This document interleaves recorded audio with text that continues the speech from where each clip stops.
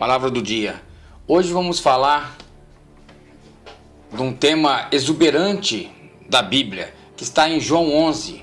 Esta é uma narrativa de uma beleza, exuberância, que se encontra em João 11, onde a ressurreição de Lázaro, uma história cheia de emoção, quando Jesus chorou ao se aproximar do túmulo de um amigo amado.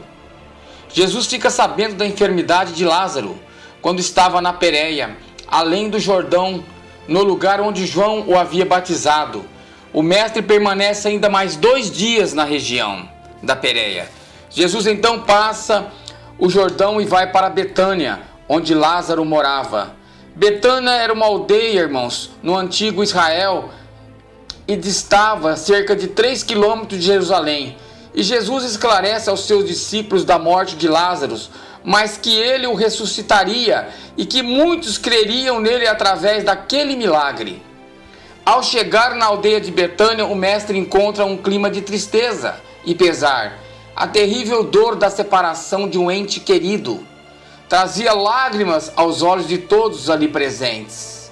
Jesus, vendo-os chorar, moveu-se em si mesmo e se compadece do sofrimento humano.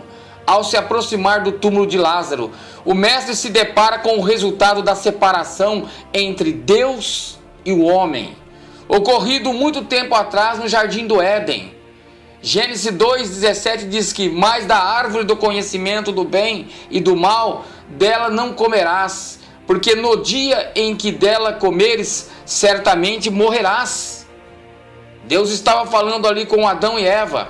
João continua sua narração com uma frase comovedora, uma das mais belas de todas as Bíblias. Diz que Jesus chorou. E o choro de Jesus é muito mais profundo do que podemos imaginar. O mestre estava a demonstrar a tristeza de Deus com a sentença que estava sobre o homem após a sua queda.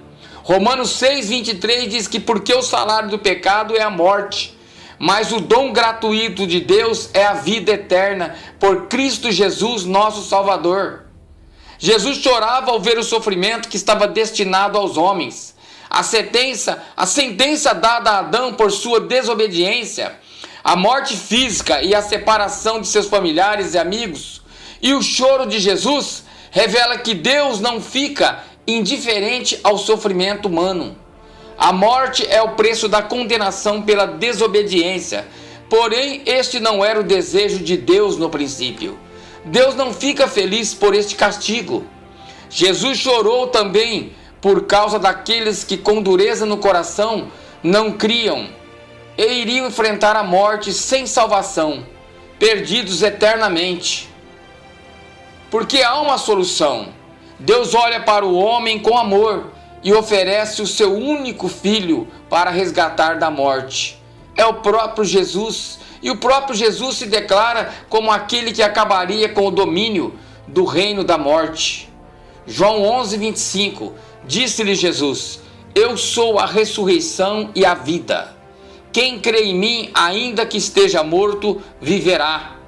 Mas para provar que ele tem autoridade sobre tudo e sobre todos, até sobre a morte, Jesus, com grande amor, chama Lázaro e o ressuscita dos mortos. João 11, do 43 ao 44, diz que, tendo dito isto, clamou com grande voz: "Lázaro, sai para fora!" E o defunto saiu, tendo as mãos e os pés ligados com faixas, e o seu rosto envolto num lenço. Disse-lhe Jesus: "Desligai-o e deixai-o ir." A morte não é mais o final. A angústia e a tristeza são separados pelo amor e o poder de Jesus, na bendita esperança de que ele trará novamente os seus filhos à vida para nunca mais morrerem. Estaremos reunidos com ele eternamente. 1 Coríntios 15:21 diz que: "Porque assim como a morte veio por um homem, também a ressurreição dos mortos veio por um homem."